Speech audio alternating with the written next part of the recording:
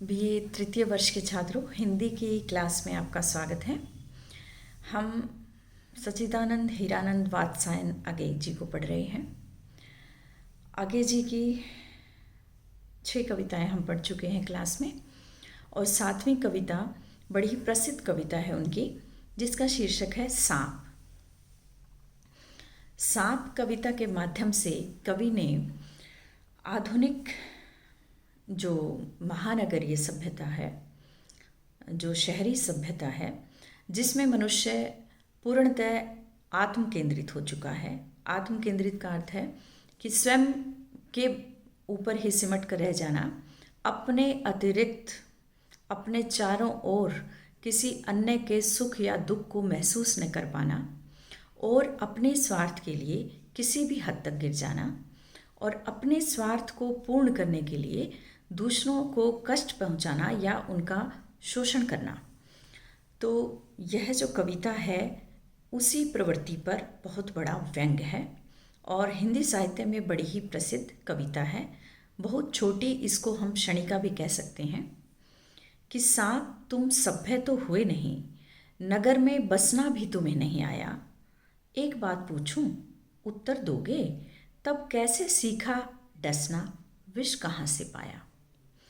कवि कहते हैं कि सांप, तुम जंगल के जानवर हो और जंगल में ही रहते हो, तो इसलिए सांप अगर हमारे आसपास आ जाए, घर में घुस जाए और उस पर कोई पाँव पड़ जाए किसी का, तो वो एकदम से काट लेता है।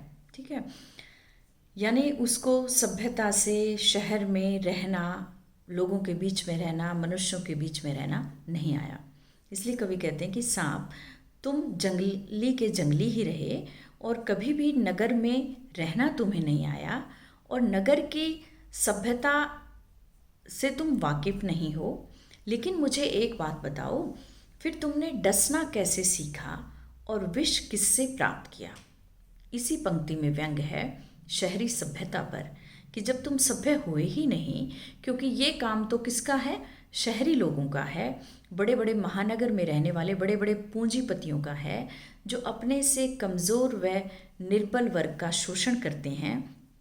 बड़े बड़े उद्योगपति जो मज़दूरों का शोषण करते हैं और अपने धन को बढ़ाते रहते हैं, और उन्हें वक्त पर उनकी मजदूरी भी नहीं मिल पाती। तो ये पूंजीपति वर्ग पर, शहरी वर्ग पर, उस असंवेदनशील वर्ग पर जो दूसरे मनुष्य को पीड़ित करने में ही अपनी जीत समझते हैं, उस पर कड़ा व्यंग्य है कि ये काम तो पूंजीपति वर्ग का है, ये काम तो शहरी लोगों का है, कि दूसरों को डसना और जहरीले होना। तो ये चीज़ तुम कहाँ से लाए, क्योंकि तुम तो शहर में रहते ही नहीं हो और तुम्हें तो सभ्यता आती ही नहीं है। और दूसरा, सभ्यता के नाम पर अपने आप को सभ्य कहने वाले वो असंवेदनशील तमाम लोगों पर कड़ा व्यंग्य है और प्रहार है। असंवेदनशीलता का एक उदाहरण देते हुए मुझे एक छोटी सी घटना याद आ रही है, जो आज से लगभग 7-8 साल पहले मैंने अखबार में एक खबर पढ़ी थी, और टीवी पर भी काफ़ी ये समाचार जो है कई दिनों तक चलता रहा था, कि दिल्ली के एक किसी सोसाइटी में, एक फ्लैट में अड़ोसी पड़ोसियों को जब दुर्गंध आई तो उन्होंने पुलिस को सूचना दी, और पुलिस ने जब उस फ्लैट का दरवाज़ा खोला तो वहाँ पर एक लड़की जो है वो मृत अवस्था में पाई गई, और दूसरी बिल्कुल जैसे अस्थि पिंजर होता है, हड्डियों का ढांचा मात्र, और बेड रिडन थी।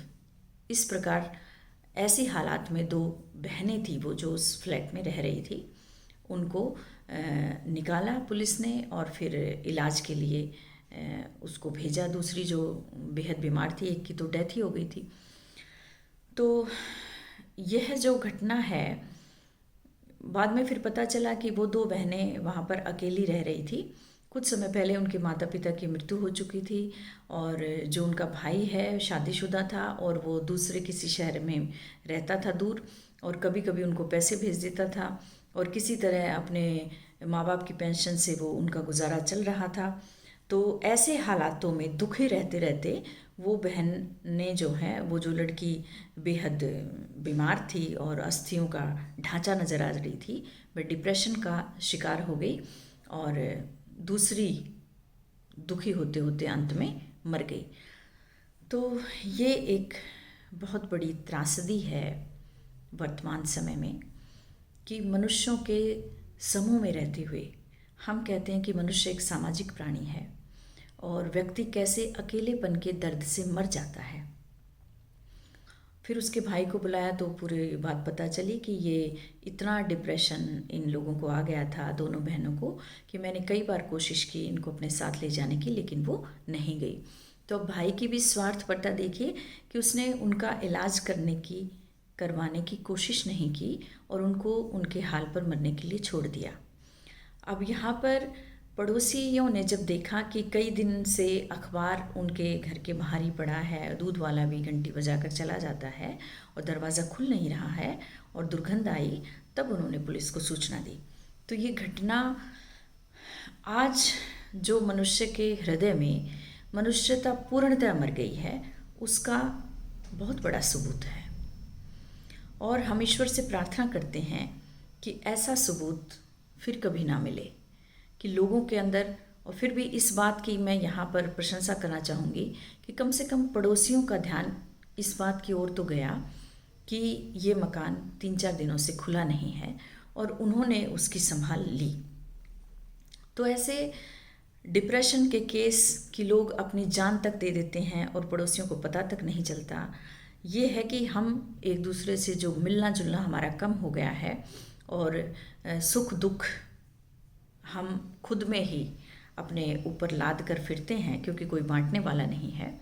तो इस प्रकार की जो असंवेदनशीलता है कि दूसरे के दुख को ना समझ पाना, ऐसी ही मनोवृत्ति का इस कविता में कवि ने उसको उजागर करने की कोशिश की है। और उसके माध्यम से असल में वो कहना चाहता है कि हे मनुष्य, तुम मनुष्य बन जाओ। और सांप का काम है डसना, जहरीला होना, मनुष्य का नहीं। इसलिए अगर तुम अपने आप को सभ्य कहते हो तो सभ्यता भी अपनाओ। और सभ्यता इसी बात में है कि हम अपनी मानवता को ना छोड़ें, अपने मनुष्यता को ना छोड़ें, कि जब भी हम किसी दीन दुखी निर्बल को देखें तो उसका हाथ थामने के लिए हमेशा आगे आए। तो इसी बात का संदेश देते हुए आज इतना ही, आगे फिर।